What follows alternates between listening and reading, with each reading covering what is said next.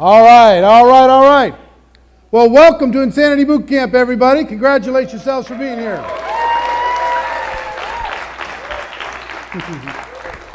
For those who are watching online, sorry for the delay. I was sending you little smoke signals here from the little projector, but we had a little bit of a technical challenge to get started. Wanted to make sure everybody could hear. For the streaming people, how are we looking? Are we looking good back there? Everything's good? So, we have a great group here in Las Vegas, and we have over 2,000 people all over the world. Over 100 different countries are watching live right now. So, everybody here, say hi to everybody back there. Hi. Hey! And in the room here, how many countries do we have represented? Give me a country that if you came from, how many people came from outside the United States? Okay, quick show of hands. Where are you from? Puerto Rico. Australia. Canada. Mexico. France. Peru. Albania. Italy. Brisbane, Australia. Mexico. Canada. In Mexico? Yeah. Well, welcome everybody. I'm excited that you're here. We're going to spend 2 days together and we're going to go to work. I think I told you before, this event isn't for tourists. It's pretty serious. It's for people who are ready to take their lives and their businesses to another level, who are serious about their career in network marketing, have come to a certain point, and maybe how many people have been involved in network marketing less than 12 months here in the room? Okay? So you're starting and you want to start right. I respect that. This is the program I wish was available to me when I first got started at age 22. 18, welcome. How many people have earned, say, between $50,000 a year in network marketing and $250,000 a year in network marketing in any year? Okay, probably 30% of the room. Fantastic. It might be those people that have gotten to a certain level. Maybe you've plateaued, or maybe you want to take yourself to a higher level. Or third, it could be the high-income people, and I know we have some high-income people here in the room. We certainly have a lot of high-income people that are watching around the world. What I will tell you, for the high-income person, I really respect you, because sometimes you can go into what I call a success coma. And you don't really know this unless you've gone through it. Any of you have ever made big money in your career, in anything, you can find yourself going through the motions. You think you're working. If somebody asks you, you're working hard? Yes, I'm working hard. But you're really just going through the motions. You haven't really engaged like you did at the beginning with the same passion and intensity. So the people who are highly successful that are watching this, I really commend you, because it's hard to break out of a success coma. And this is the type of program that can help you do that. In addition to that, for those of you who have organizations, I'm going to give you some tools over the course of these 12 hours we're going to spend together. I'm going to give you some tools to be able to inspire, educate, and mobilize your existing group. Get that existing group to go into a higher level of activity, energy, duplication, production, sales, right? All the things that we're looking for. So as we start, I will tell you, over the course of this event, I'm going to share some of my best leadership ideas with you. I think I've talked to you about this before. For those of you who watch Network Marketing Pro, we were just talking about this. It feels like we're old friends, right? You know, we've been talking with each other every day, some of you for years now. Even if we haven't met in person, we're still friends. We're still kind of buddies. We're like, you know, we share the ups and downs. We go through all this stuff together. But I will tell you, the best friend you can have is somebody who is honest and candid and straightforward. And the best gift I could give you over the course of these 2 days is to be that honest friend, It's a safe environment, yes, but I'm not going to candy coat it and tell you it's going to be easy. I'm not going to candy coat it and tell you it's going to be fun all the time. Some people in network marketing, they get this strange idea that if it's not fun, then they don't have to go to work. Like, fun is required in every single ounce of anything that you do that's productive. Every great athlete, it's not fun when they're training sometimes. They get injured sometimes. That's not fun. But the motivation that will pull them through the pain is enough. So the overall experience is fun, but there's some ups and downs that you're going to deal with. So what I'm telling you is I'm going to challenge you. I'm going to push you. I'm going to not let you accept less than what you're capable of doing. And there's some of you that are going to not handle that well. Some of you that are watching online, guess how you're going to respond to some of the things? They're going, oh, he's pushing them to do this exercise right now, so I'm going to go have dinner.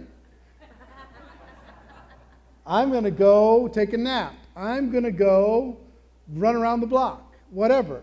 You're going to engage in a million different avoidance behavior things. You're going to find yourself online saying, maybe I should go over and see what's happening on Facebook.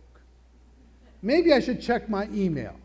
My suggestion to you is close every other window in your computer, shut it all down with the exception of this stream, and focus. Focus. It's hard to focus, and especially when you're trying to avoid something that you need to confront. It's so easy in today's world to say, well, let me check, see if anybody texted me. Let me check. Let me see, let me call somebody real quick. He reminded me I should call that person. You'll have plenty of time to call that person. You're going to need to go to work, okay? Now, how many people here in this room came to work these 2 days? All right? Fantastic. We got the right group in the right room. So I have permission from you to talk straight. Yes? Yes. I have permission to challenge you. Yes. I have permission to kick your butt in the nicest possible way. Okay, good. Here's what I'm going to tell you is some of you are living at a tiny fraction of what you're capable of. Just a tiny fraction. Almost all of you. I am.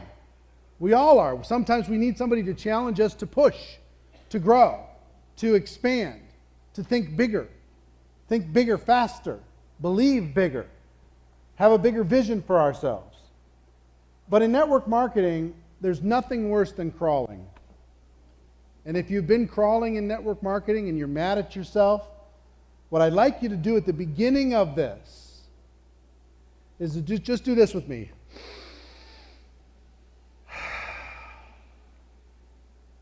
And forgive yourself for every mistake that you've made up until this moment. Every time you've fallen down, every time you've been inconsistent, every time you've made a mistake, every time you've blown up your group, every time you've fallen down from a qualification and aren't qualified at that level again, every time you let somebody down because you weren't there for them at that one magic moment that they say they needed you and they piled the guilt on you. Let all that go. If I give you some strategies and tactics, do your best not to go back in time and say, oh my gosh, if I would have known that back when I started then, I wouldn't have destroyed all of these contacts that I had. Give yourself permission to have a clean slate. Radical forgiveness. Sometimes have you ever found that it's easier to forgive somebody else than it is to forgive yourself? In our business, we can be hard on ourselves. We can be tough. We can be mean to ourselves. And I'd like you to start this with a clean slate. Just a fresh page. Okay. If you have psychic damage from previous experiences, just let it go. Doesn't have to control you after this moment.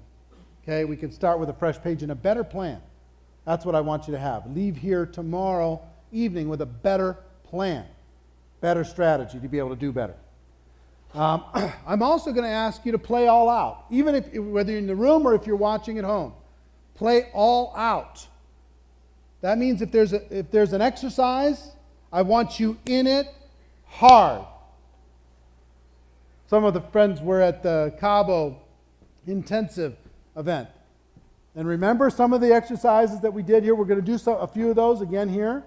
But remember when some of the people, when it got hard, that they started to do this and hide? And I may see you starting to slink away and hide, and I may come grab you. Because that's going to be a tendency for some of you, because you're going to face some fears this weekend. You're going to look it in the face. You're going to stare it down. And you're going to come out of here. My goal is for you to come out here, number one, educated. Number two, equipped. But mostly, I want you to leave here fearless. The fear is gone. The doubt is gone. The self-worth issues are gone. The past drama is gone. And you walk out of here, when you walk out of here fearless, the world will start to attract to you almost immediately. But I'm going to ask you to play all out. You know, when you go to church and they say, hey, say hi to the person on your left and say hi to the person on your right. Anybody go to a church where they say to do that? I hate that. Me personally, just the introvert in me wants to just, so I quickly say hi to the person that I know, right? And then I say hi to them again, so I don't have to go to the other side. So I'm just asking you, don't be me in this environment. In this environment, we're here to learn. And some of the learning is going to come in the doing, especially tomorrow morning. Tomorrow morning for 3 hours, that's the deep end of the swimming pool. We're going to go to work, okay? So all out, engaged, full on. And I want you to get all the notes. I want you to capture this. Because it's not about what you get, it's about learning it so good that you could teach it. I would like to have your notes so solid and so complete that you could go back to your hometown and have a little session for 2 days with people and go through the notes and share it with them. You learn it most when you teach it. So think about this as a teacher preparing to educate more than it is a student trying to absorb. Okay? This is an active, engaged back and forth that we're going to go through. It's not you sit back like you're watching a movie and just let it soak in. You can do that if you want. I just think you're getting a tiny fraction of the value. Okay? And there's going to be times when your mind is weary. There's too much. I promise you, over this 2 days, there's going to be some points where your mind is completely overwhelmed and you can't digest it because it's too much too fast. I would ask that when that happens, and it will happen for almost all of you, make sure that you're still writing while your mind is freaked out. You'll have an opportunity to digest more of it later. And over the reason why this is 2 days is it's going to take some time for you to kind of digest it and see, okay, how is this going to apply to me? How am I going to roll it out? How am I going to make it happen? Okay? So, all out. Play all out. And here's the other thing I want to tell you. Don't automatically believe everything that you believe. Everything that you believed coming in here, I want you to not accept all of it as fact. I'll give you some examples. Some of you think that you've already talked to everyone you know. Some of you think that. It's not true, but you think it. Some of you think your warm market is not interested, it's over. I'm going to show you how to approach those people you've talked to 10,000 times and get results this weekend before you leave. Okay? Some of you think that you're not a leader. I'm just not a leader. I'm not naturally a leader. That's for other people. Some of you are how many people are here as a couple? Okay. For all of you, there's typically one that says, oh, the other person's the real builder. I support the other person. So I'm the supporter. don't automatically believe that as fact. Because I promise you, in almost every case, it's not true. There's power in you that if you become fearless, everything changes. If you stay fearful, then you can, hey, let me go make you a sandwich while you go make phone calls. Right? So don't automatically believe that you're not a builder, that you're not a salesperson, that you're not a leader. Don't automatically believe that. And don't automatically believe that your highest success is even in your vision right now. You know what I've learned that people can typically visualize? The maximum that they can visualize in their brain to earn per year is about twice what they've ever earned in their life. That's their mental limit. So if they made $100,000, that was their best year ever, they can kind of see 2, but they can't see 500,000. If they made $50,000, they can see 100, but they can't see $250,000. That just sounds like it, winning the lottery. It doesn't even sound real, right? So even let go of those beliefs. That you're this type of a person, you're that level of a person. I'll never be able to do this, I'll never be able to do that. Let go of those different kinds of things. Let me give you something to start your notes with if you haven't already started. There are 3 stages in a network marketer's career. Do we have this up so I can see it or no? Oh, great. Wow, look at that. Stage 1 is going from invisible to average. Some of you might consider yourself an invisible person in your company right now. Nobody knows your name.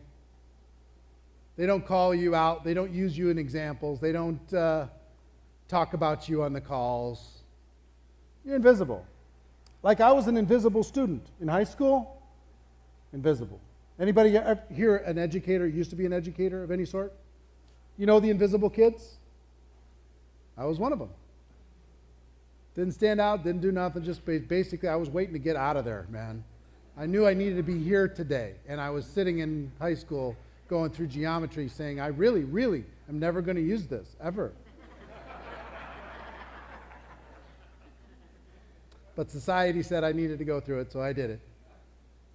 So to go from invisible to average, in order to do that, that's all about recruiting. If you recruit, you'll start to be noticed. If you recruit, you'll start to be recognized. If you recruit, you'll start to be celebrated. Right? You'll become somebody in your company. That's stage 1, going from invisible person to average. Stage 2 is going from average to a leader. That's all about duplication. Have anybody ever recruited and weren't able to get anything duplicated? Frustrating, isn't it? It's like, come on. You hear about duplication, right? They go tell you these stories. Here's the story they tell you. Okay, what's your name? Thomas. Okay, Thomas, here's you. Now, the first thing you're going to do, Thomas, is you're going to go out there and recruit 5 people. And then you're going to teach those 5 to recruit 5. Super easy, super easy. And then all you have to do is duplicate that process. Those 5, they go recruit 5, and you got 125 people. And would you rather have 100% of your efforts, Thomas, or 1% of 125 people's efforts?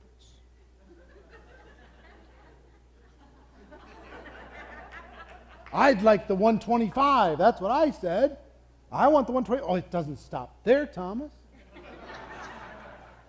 It goes to 625. And then 3,125. Do you know why I know those numbers? I've done this a million times. The power of exponential growth, Thomas. Don't you feel like an idiot working in that job you've been in for the last 20 years? When you could have done this? Awesome.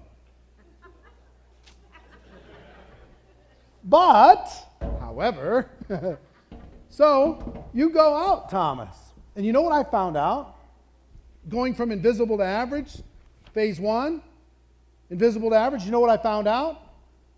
You can just decide that you're getting 5. I'm getting 5. You're not going to stop me. Nobody's going to stop me. I'm not sleeping until I get 5. I'm taking the mattresses out of my house until I get 5. I'm unplugging all the television sets until I get 5. I'm not eating until I get 5. Anybody ever done that? I have. I'm getting 5. You in or you out?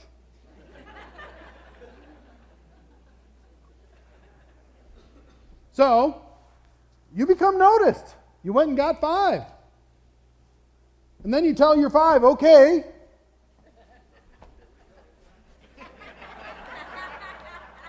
I'm waiting. And then you got to go to your 5. Eventually, you get fed up. You get frustrated. Say, come on, what's your name? What's your name? Yay? Yale. Oh my gosh. Yael? Yael? Yael. So I go to Yael and say, you joined? Why did you join? You joined to, you wanted to build something, right? She goes, scared out of her mind. So I go to her, finally I get frustrated and say, you're getting 5, come with me. Give me your list, I'll call them. Put people in front of me, drag bodies and put them in front of me and I'll do the presentation and I'll sign them up. So you go to your 5 and say, you're getting 5, you're getting 5, you're getting 5, you're getting 5, you're getting 5.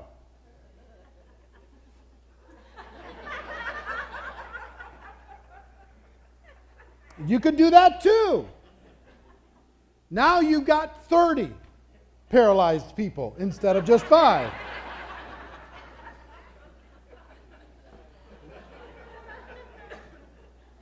All frozen, all stuck. And then you go home and say, well, we got to this level. Now I'm waiting for this level, and that level doesn't show up. What in the world? What's going on? Thought this duplication stuff was supposed to work. So what happens is, once it gets out of your reach, if you can have your arms around it all, you can hold about 30 in your personal sphere of influence.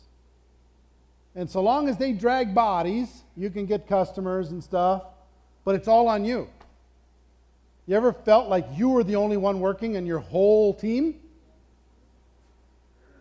That's because you probably were the only one working in your whole team.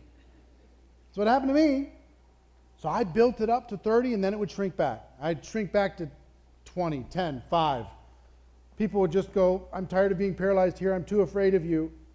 You're yelling at me all the time, telling me to go get more. I'm just going to become a customer. I'm just going to use the product. Right? Off they go. So then if you're like me, then you go, well, I probably recruited the wrong people. I need to recruit up. I need to recruit successful people. That's the ticket. Because if I recruit people that are better than me, then they'll go out and do it. Right? I did that. Guess what? Sometimes successful people, recruiting up is a great idea, don't get me wrong.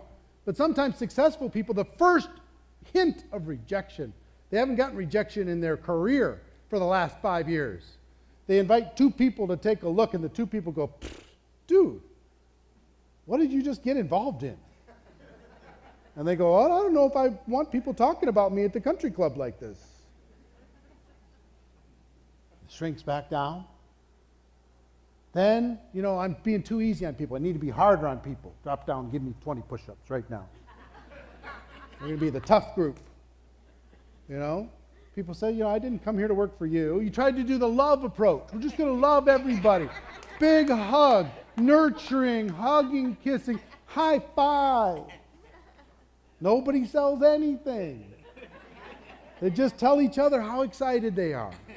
I'm excited. No, you have no idea. The convention, the new product is unbelievable. Oh, let me tell you about the other thing I'm excited about. They're recruiting each other and they've already signed up for days and weeks and months. Haven't talked to a prospect in forever. So it'll expand and contract and expand and contract and expand and contract. I rebuilt my organization when I started 7 times in the first 3 years. Up and down, up and down, up and down, up and down, making just enough money to be miserable. And then I learned the concept of duplication, which is really about coming up with a daily method of operation. We're going to talk about some of those things. A daily method of operation, a simple, fundamental 2, 3, 4 things. Depends on the company, but typically there's 3 or 4 things that you ask everyone to do every day that makes the process work better. That's number 1, that helps duplication. Number 2 that helps duplication is a very specific getting started process. A very specific and connected getting started process. I'll give you an example. The most successful organizations that are duplicating around the world, and I have an opportunity to see these companies around the world. I see them all. I see what duplicates and what isn't duplicating, what's being driven on personality and what's being driven on the system working and the product working. It's 2 things: daily method of operation and a militantly rigid getting started process. One that isn't left up to chance. One where a person, when they join, they go through a getting started process with their sponsor, with their upline, with their whatever. It's not just left. They don't send them home to go get started. They sit down with them. They spend a half an hour to 60 minutes. They set their expectations. They create a game plan. They help them put some things together to get some quick success, build their confidence, build their belief. Let them know about the landmines that are coming up. Let them know, set their expectations on income and people accepting them and everything else. Getting them set on a path of personal development. Getting them set on a path of using the product or service for the company. Getting them set on a path and helping them get results quickly. So it's those 2 things. That's where duplication lives, inside of those 2 things. DMO, daily method of operation, in a strong and unwavering getting started process, a game plan process. And if your organization isn't duplicating, it's those 2 things that are holding it back. It took me a long time to learn that. Long time to learn that. You know, inside of that DMO, some sort of third-party tool, some sort of something that you could point to, you could introduce people to in order to be able to get them feeling confident. If they didn't have the skills to be able to do the presentation themselves, they still felt equipped to be able to go out there and make something happen. So it's those 2 things. That takes you to level 2, phase 2. Phase 3 is going from a leader to a legend.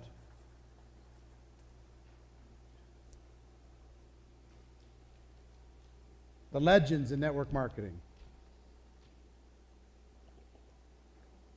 And every one of you will become one if you choose to. It's literally a choice. Not about background, skill, circumstance, whatever. It's a choice. This is all about promotion. Promoting campaigns, promoting the product, promoting the next big event, promoting the cause, promoting the mission, promoting your 90-day game plan. Promoting, getting people to see a big vision. Getting people to understand that if they engaged with you in this burst of energy, this burst of excitement and enthusiasm and passion, if they engaged with you, then they're going to get a big return on that investment. Promoters are promoting the benefit of what we can do together. What you're going to get if you do that with us, what the power that we're going to have together. we're going to do something special. We're going to change the world. We're going to revolutionize this area of the world, whatever it is. But promoters make the big money. This is where you get massive leverage, because recruiting is one thing, and it's something that you have to do it if you're going to, you got to start the snowball at the top of the mountain, right? That's recruiting. Pushing it off the mountain, right? Then you start to get a little duplication, starts to grow. But until it turns into that, the avalanche is promotion. That's when the whole thing lets go. And if you've ever been a part of it, if you've ever been around somebody that's done it or had it, think about the greatest promoters in the world. Think about the promoters in your hometown. Think about the promoters in this town of Las Vegas. How they're promoting their show, how they're promoting their nightclub, how they're promoting the fight coming up or whatever. They're promoting. They've created a machine to promote. That's where the big boys and big girls live, in promotion-minded activity. That's where the big money comes from. And that's what we're going to talk about these 2 days. Yes, I'm going to give you some tactics on recruiting and selling. I'm going to give you some tactics on duplication.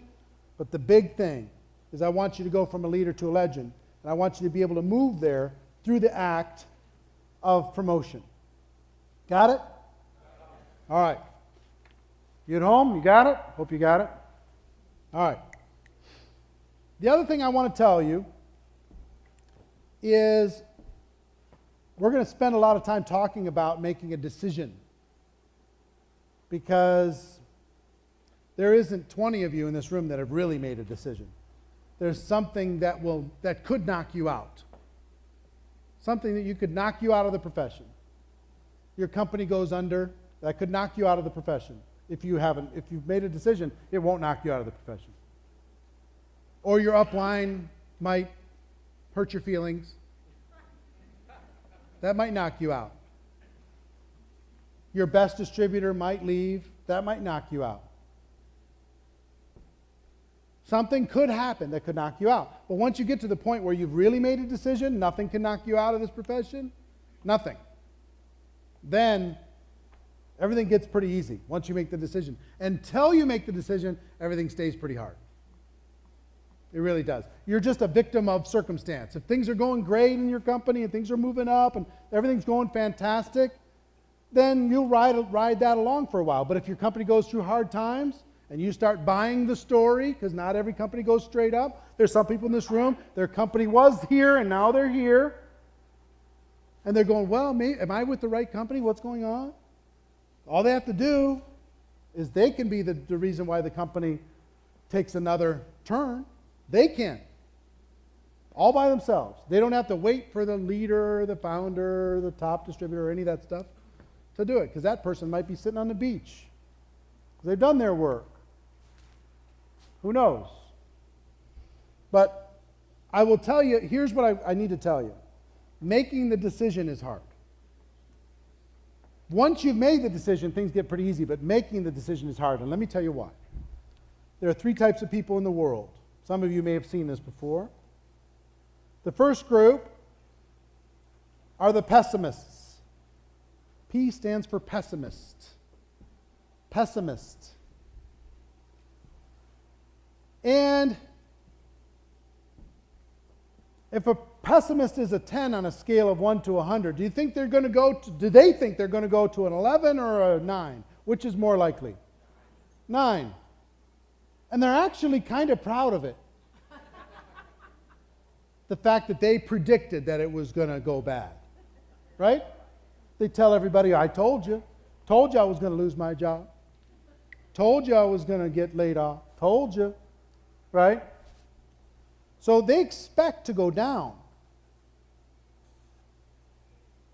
And like I say, when they do, they're proud of it. When they go down, they accurately predicted the future once again. Second group are the realists. A lot of realists watching from home, a lot of realists in this room.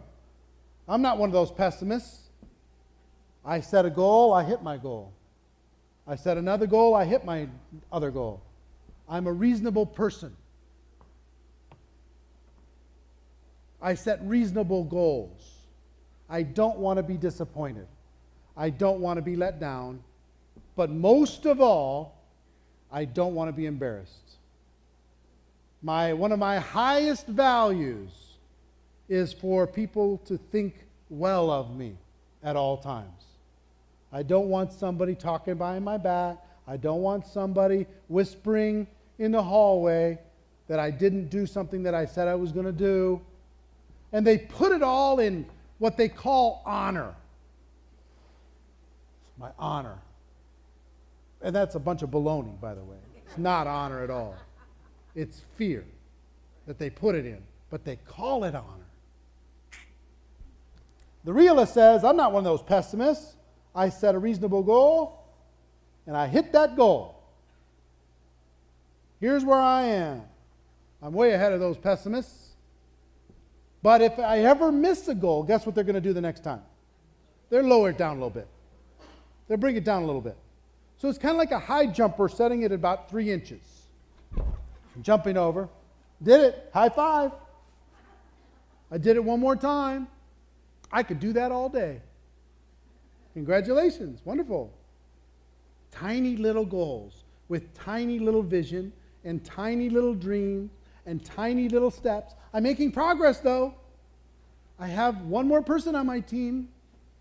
If I just do one a month, I've seen the chart that says if I do one a month and everybody on my team does one a month, I'm going to have 4,000 people in the next 12 months. It's going to be the most awesome ride ever. Tiny little baby steps. That's the realist. And then you have some crazy people. Visionaries. Visionaries say, here's where I am, but I'm not even mentally where I am. This is where I am today. Yes, fine. It's temporary. It's not going to last long. I'm going here. That's where I'm going. Outrageous, unbelievable, unreasonable objectives and goals. How many times do you think the visionary hits their goal? Almost never. Almost never. But in reaching for it, they end up here.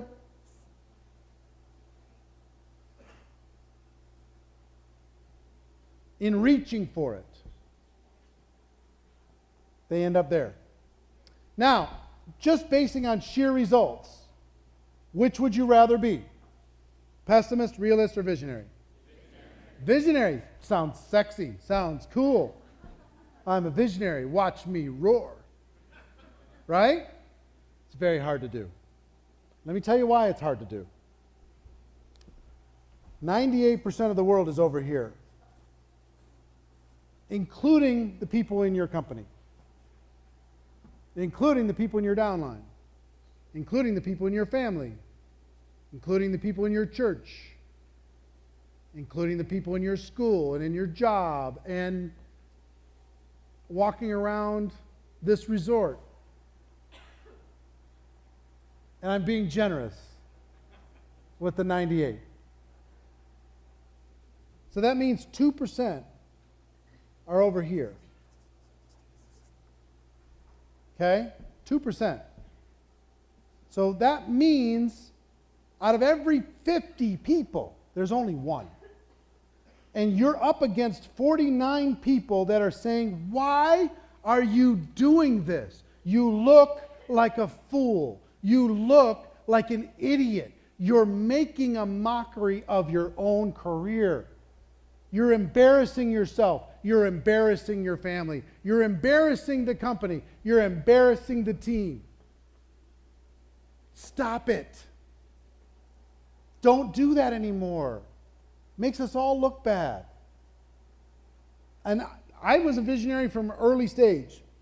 And I used to always say, okay, we're going to set this big goal. We're going to go make it happen. And I'd throw these big numbers at it, and people would roll their eyes on the team. they'd apply Eric math to stuff that I would say.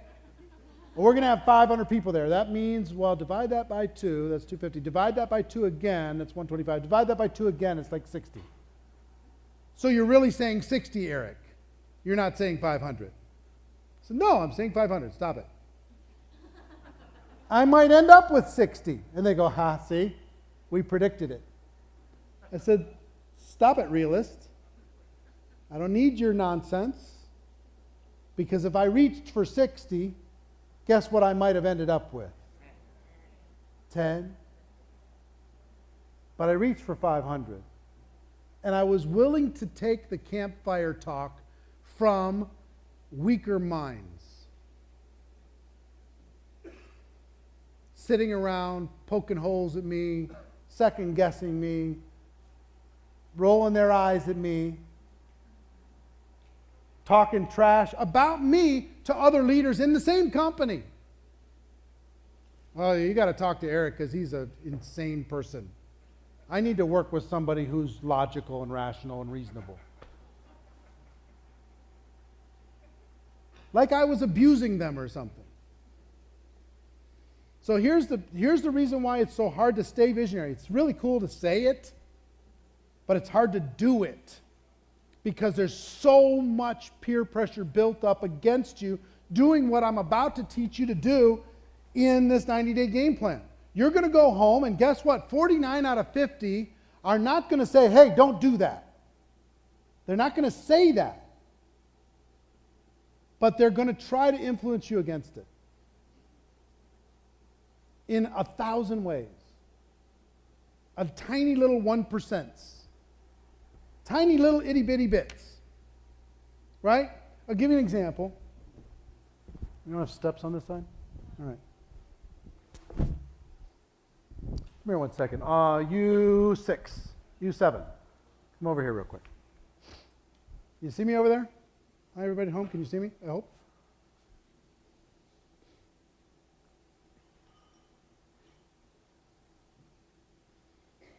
All right. You guys stay right here. Come here, sir. What's your name? Jim. Jim. Jim's a big dude. He's got a big vision. He's going to move forward, and the goal is that camera, right? That one right there. That's his goal. Okay. And he's determined. Okay. We're not determined that he's going to reach his goal. This group, come over here. Come over here. All right, stand on this side of the goal. Come over here. Yeah. Our job as the pessimist and realist in his life is as we inch forward to get him off of his goal. Okay? And this is not 49 of us, it's 6 of us. Okay? Big guy, let's take tiny little steps, start moving towards your goal. No, tiny ones, because we got to show the example. I'm doing tiny. Tiny. That is tiny. I know it's tiny for you, but tinier. All right, ready? Ready? Let's just lean on it a little bit. I mean, you're not even trying. You're not even fighting for your dream.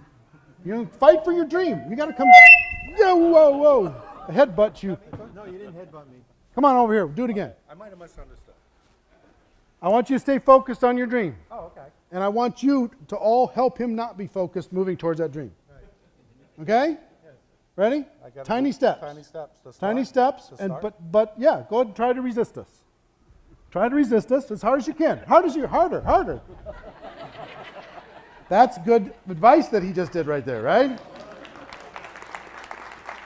So here's my point. The point that I'm trying to make to you is, what did he just do with the people he was spending time with? He got away from them. He didn't sit there to try to fight them, because he could have done that. He could have turned like a bull and fought them. And would that have helped them get closer? What was the fastest way for him to get to his goal? Get away from them. Spend less time with them. Thank these guys for coming on. Go ahead and sit down.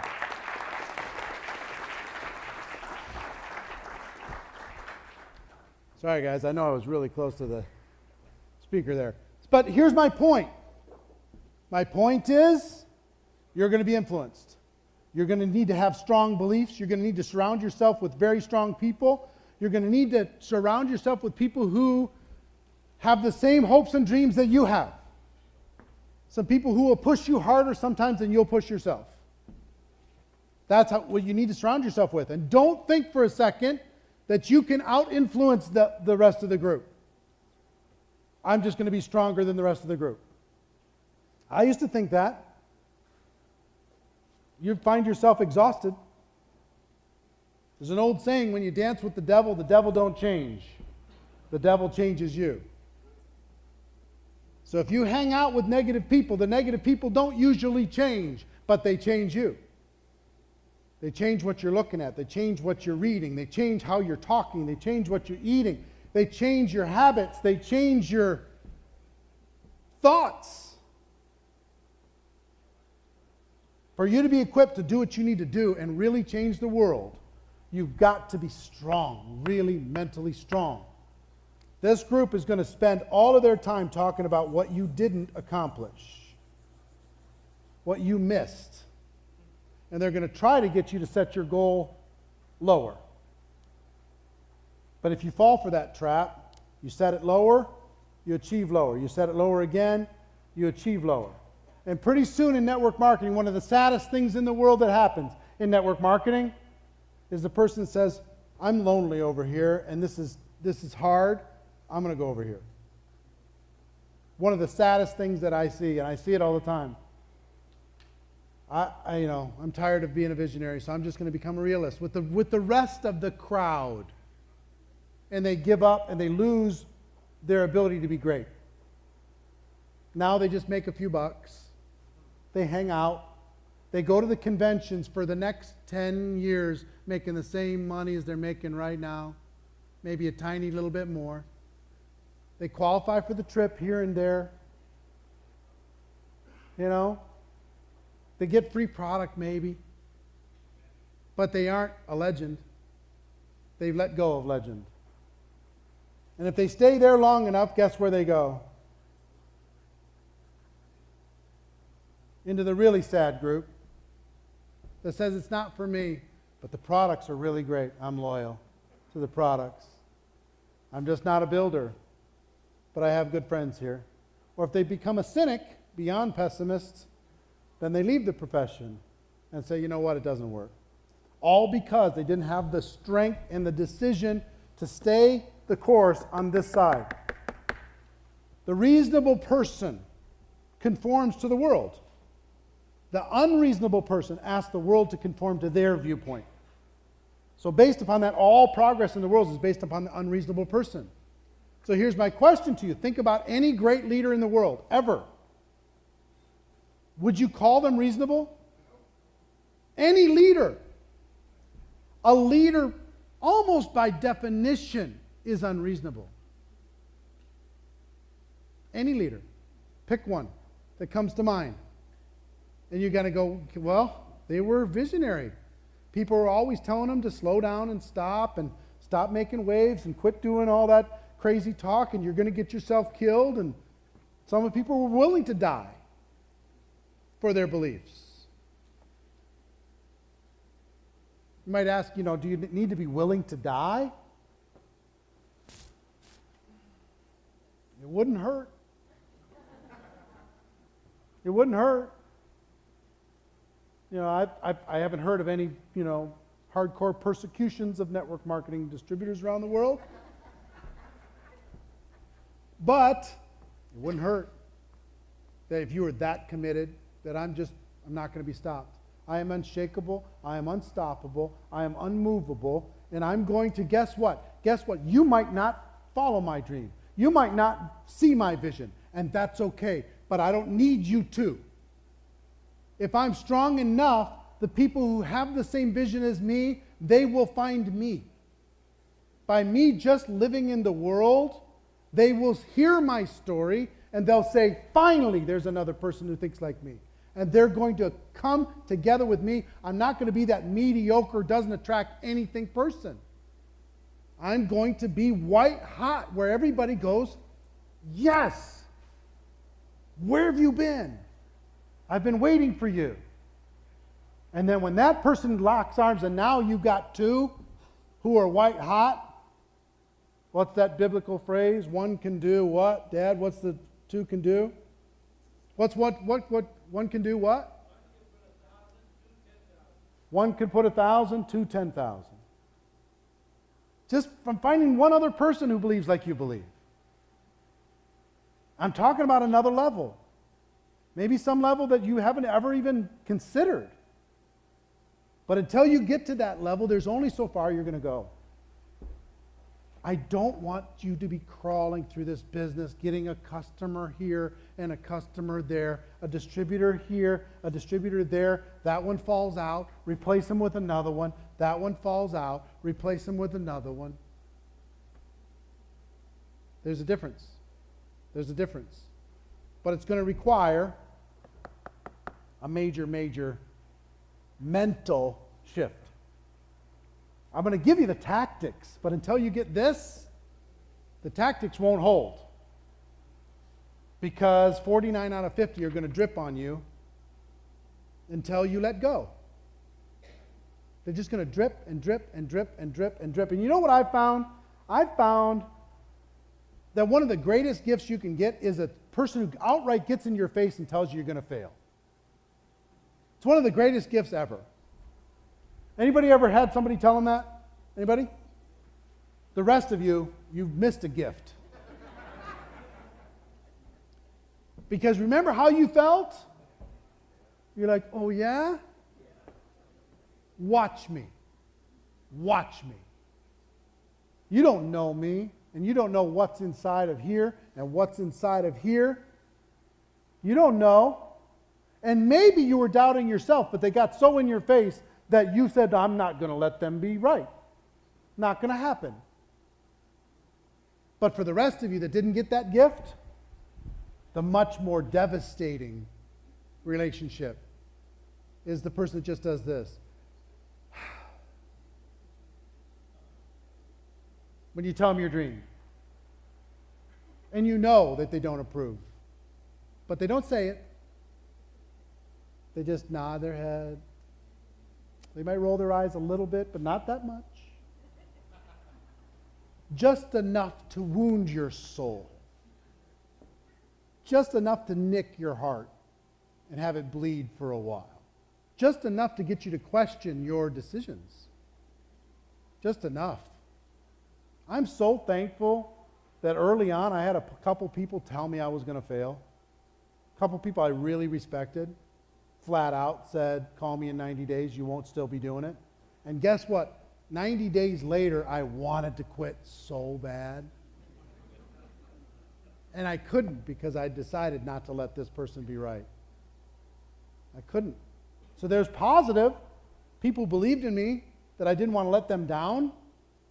And on the other side, there was negative, people who made fun of me, and I didn't want to let them be right. So I used both sides to motivate myself. Until I found my vision, my purpose, my way to express myself. I borrowed other people's for forever until I found my own. You know what I mean? I'd quote everybody else until I found my own way to say it. Our business will allow you to do that. Here's a concept that I want you to understand.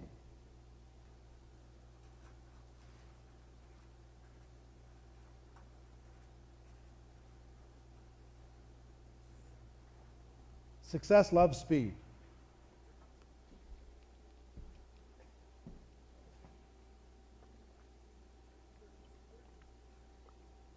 Success loves speed, just loves it.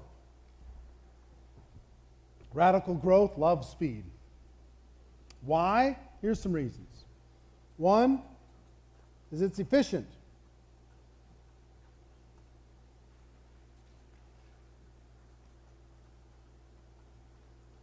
It's actually easier to do something fast than slow. A burst of energy to get something done versus do it for a long period of time, you actually spend less energy and you get bigger results. It's efficient. So if you're going to work 10 hours a week as an example, let's say you're working part-time 10 hours a week, okay? I would rather have you take one of those 10-hour blocks, maybe even in one day, if you could, and just go after it, than an hour and 15 minutes a day for the next 7 days. You understand what I'm saying? It's efficient. It's actually easier to be able to build that way. It's effective.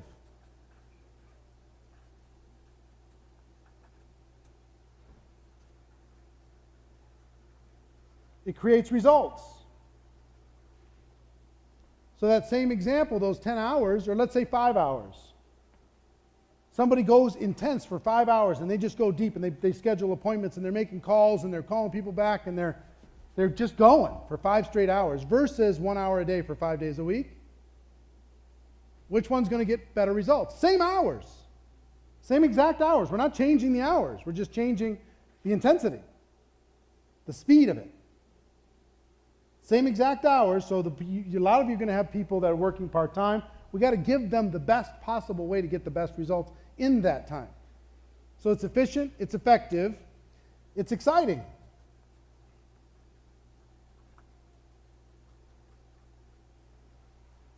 After you get past the fear, it's actually fun. And people don't realize that until they've done it for like an hour. And then they go, oh, this isn't as scary as I thought it was going to be. I thought it was going to be scary. And guess what? If they do it 15 minutes or 30 minutes a day for the next 30 days, they're going to be afraid every day for 30 days. They're never going to get enough going that they get out of fear. They're going to be nervous, avoiding, coming up with excuses. Then they say, well, heck with it, I got to do it. And then they do it for not long enough to get better. They don't really get that great of results because they haven't done it enough. And then tomorrow they're afraid again. And the next day they're afraid again. And pretty soon they say, well, since nobody's watching, I guess I'm just going to avoid my fear today. Oh, I feel so much better not having to do that call that I was going to do. So it's exciting when you go and put a burst of energy together. It's attractive. Intensity attracts. Intensity attracts. It's attractive when something's moving and it's vibrant and it's alive. That's interesting to people. Because guess what? Almost everyone on earth is bored out of their skulls. They're bored stiff. They've been going through the motions for years and years, doing the same thing year after year, day after day, month after month, week after week. They got to have something to be excited about, and they haven't been excited for a long time. They learned a skill, and they've been repeating that skill year after year without any new challenge, nothing exciting. Why do you think they're here in Las Vegas? To make money? No. They'll give their money to take care of their boredom. They're bored.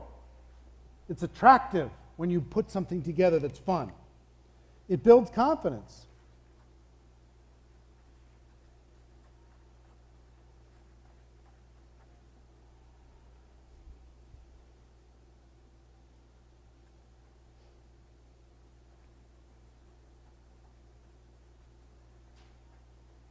Reduces fear. And you're going to experience that over the course of these 2 days. Confidence is a big deal. Confidence is a big deal. If you can get confident, if you can become fearless, if you're not self-conscious, guess what speed will help you do? It'll help you get through that and to the other side. It'll help you do that. And then it creates velocity.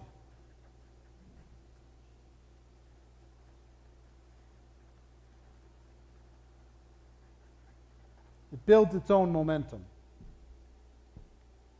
What you get in motion tends to stay in motion. Right?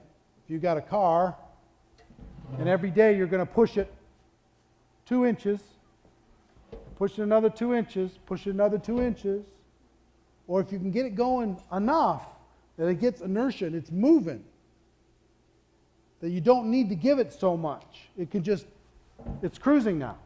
You get things in motion, it creates velocity, it creates momentum, and momentum is efficient. Momentum is effective. It's exciting, it's attractive. All of that stuff kind of works together. So speed is actually important. I've found in our profession, in order to be able to get the success that you're looking for. And again, this is a different conversation for those of you at home and those of you here in the room. It's a different conversation than what you're going to say to your average, local quick start training. Or you're talking to everybody, because guess what? When we're talking with everybody, guess what we're saying most of the time? There's a daily method of operation that we're going to encourage you to do every day. There's a getting started process that we're going to walk you through. We've got training to help you all along the way. Relax, it's going to be fine. We're not going to tell them you can do a 90-day game plan, because guess what? One of the things that's misunderstood most about the 90-day game plan is to have sign up a brand new person and put them right into a 90-day game plan. They're not going to be ready for that. And today I'm going to give you an enhancement that I've made recently that I think will help you a lot. But I will tell you, typically what I've seen, 6 months, 9 months, 12 months in, somewhere in that range, they might build up enough confidence to do a real proper 90-day game plan down the road if they're hungry. But they've got to at least get their feet wet. They've got to understand the fundamentals. That's a serious push. The only times that there's an exceptions with that is sometimes when a person has a little bit of experience in network marketing and they've had their world blow up. Something terrible happened to their company, or they had a crisis and they had to go into activity quick in order to be able to pay the bills and take care of themselves and rebuild. That's an exception to that. But for the average person, it's going to take a little bit of time.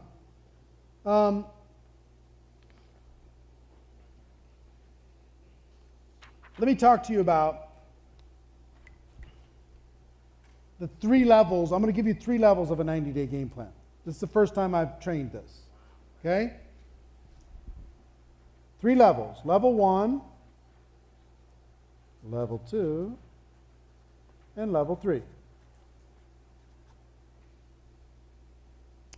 Level 1 is a person that is going to do a little bit more than they would have done.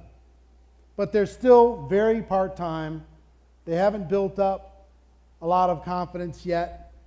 They've got a little bit of belief issues. But this is like 10 to 20 hours a week type of a commitment. 10 to 20 hours a week. And you're going to have lots of level 1 people in your group. And you can let them know about these different levels. And when they're ready to go to another level, you can encourage them and support them through that. But level 1 is a person that says, you know what? I'm a homemaker and I've got kids, I've got this, I've got that. I can't give you 60 or 80 hours. It's not physically possible. But I can give you 10 or 20 very focused hours, and I'll be really intense with those hours, and I'll give you all that I have in those hours. Fantastic, wonderful. We can show that person how to have a breakthrough.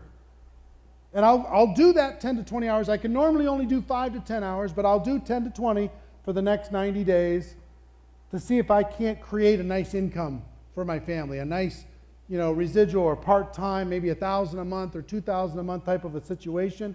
If I could create that, that would be life-changing for our family, and that's my goal. That's as much as I can think right now. You can have lots of those people, and some of you in the room, I'm going to give you permission to be level 1 right now if you want to. It's okay. Okay? I know you didn't come here to be level 1, but it's all right. If that's what you do and you're really focused on it, that's okay. Level 2 is more serious. 20 to 40 hours a week.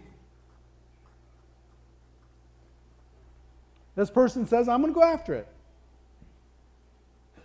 I've got these other things going on, but I'm going to eliminate as many distractions as I can, and I'm going to be super efficient in those 20 to 40 hours a week, and I'm going to really be serious for the next 90 days. I probably can't do that for forever with my life right now. I have a business, I have this, I've got that, I've got the kids, I've got this, I've got, we got this thing going on, that thing going on. But for the next 90 days, I'll give you 20 to 40 hours a week, consistent and hard and focused and intense and fast. I'll really sharpen my axe and I'll give you that commitment. There's going to be a smaller group of those. And then level 3 is all in. 60 to 80 hours a week. When I first started teaching the 90-day game plan, that was all I taught. Level 3. Because that's what I did. That's really the reason why I earned what I earned in this profession, is because I really did that. No joke. 8 a.m. to 12 p.m., 6 days a week. 8 a.m. to 12 a.m., 6 days a week. Really and no joke. What is that? 6 times, that's 90 hours a week. And it's hardcore and it's no joke and it's very tiring, it's exhausting, it's lonely. It's a lot of things, but it created freedom for me. It created results for me. It created a breakthrough for me. It helped me go from a leader to what some would call, right? That feels weird to say, but you know what I mean. That's what I want you to be. You know what I mean? To be able to go to that space where all of a sudden you're not average anymore. There's 2 commas in your income per year instead of just 1. That rare group. So, some of you, and I'm going to, you don't have to make a decision right this second, but some of you are saying, you know what? I came here for level 3. I want it. I want to do that. Fantastic, wonderful. Some of you by the end of this might say, you know what? I don't know if I can do level 3 right now. I got a lot of stuff. I want to learn the skills of level 3. Maybe I'll tiptoe towards level 3. I'm going to do level 3 6 months from now. I'm going to start level 3 in 2015. It's going to be amazing. Right, there's a lot of that. A lot of that. And what I would encourage you, if you're not really ready, pick a level 1 or a level 2 and do that. And then ramp up, maybe to the next level. And then ramp up for that big all-out, no joke, all the decks are cleared, and you're really going after it. Okay? You don't have to be there today in order to start 1 or 2, maybe in preparation for the big level 3. Now, what I will tell you is the activities in all 3 of these levels, guess what? They're the same. It's just hours. The only difference between level 1, level 2, level 3 is the hours that you put in. Because if you do this right, your intensity in every one of those levels should be exactly the same. Same level of intensity. Okay? Same level of passion, focus, purpose, determination, vision, all of that is going to go in there. So, I was going to ask you who's level 1, level 2, level 3 right now, but I'm going to wait. I'm going to wait till tomorrow. Tomorrow afternoon, we'll do a little inventory and see where you're at. See what you're prepared to do in the month of July. Oh, wait, July, there's July 4th, and I got this, and the family thing. Can we start in August? I got this, we're going to go to Yellowstone Park. Okay, whatever. Pick whichever. There's a level 0. Take the summer off. Do whatever you want to do.